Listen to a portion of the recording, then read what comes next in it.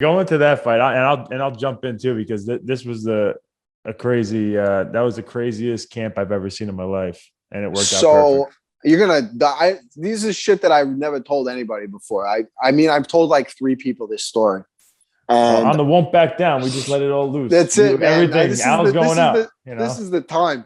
So I got the knee surgery, and I loved Australia when I went.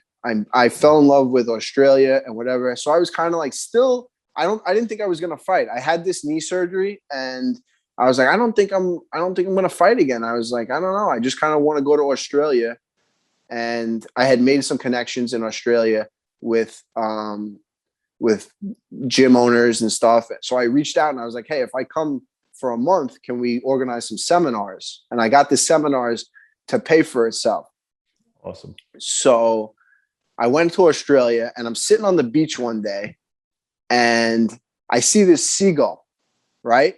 And I see this seagull, and the seagull. What do you call it? The seagull? A seagull. I call it a seagull. Seagull. No, right. A seagull. Seagull. All right, seagull. A seagull. A gull. I saw seagull. A bird. I saw the freaking bird. This freaking bird, right? Okay. This freaking bird has 1 leg. And it's got one leg. But the bird was freaking crazy. And all the other birds were trying to get this piece of food. And the 1-legged seagull was fucking going nuts. And none of the other birds wanted the food because this guy was so fucking crazy. And I saw that, and I was like, yo, I'm just gonna be fucking crazy. I just gotta be like the seagull. They all have legs, and they don't want to mess with the crazy seagull with no leg. And I was like, fuck it. I said, I'm just gonna take a fight. I called, and they ended up offering me Diego Sanchez. It was like a couple weeks later. It wasn't too long. I just got in as best shape as I could. And I went to sports science lab. It all kind of like, the way it worked out was crazy because my father was starting like a little business, and they had this machine at the sports science lab in Staten Island. And we just went to go look at this machine before my father bought it for the business that he was starting with my uncle.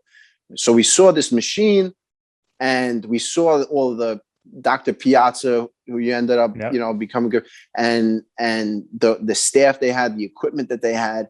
And for me, I didn't really train the way a normal person would train for an MMA fight. The way it's not, I would go there and I'd do the light training, the brain training, and I swam a lot. I swam like every other day, and a lot of strength and conditioning. But as far as like kicking and moving in your stance, that was still kind of off limits for me at that point. But I was just trying to be like the freaking seagull, man. I was going crazy. I didn't care. I said, I'm going to go in with what I got, and I'm just going to start swinging. And there's something to be said for that, because I was definitely, I felt my body felt good. Although my knee wasn't great, my body felt amazing. And we were doing all the brain training stuff. They have a whole regimen of training for your eyes and your brain and visualization and seeing, targets and accuracy, timing, depth perception. And I did all that stuff. So my body was healthy. My mind was right, because I hadn't really gotten beat up in sparring. I wasn't doubting myself. Right.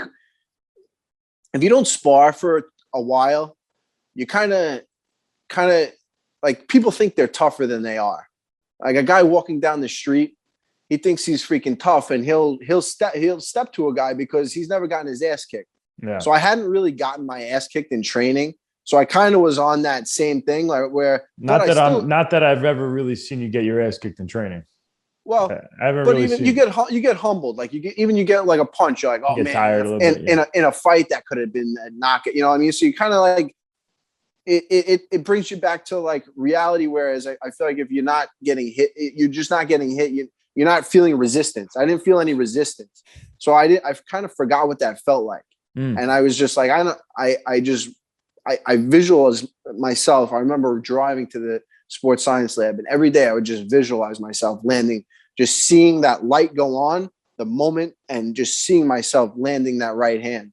And I saw it over and over and over again. And sure enough, in the fight, I heard him and he was moving, and I was like, just wait for the time. I saw it clear as day. It was like a dream.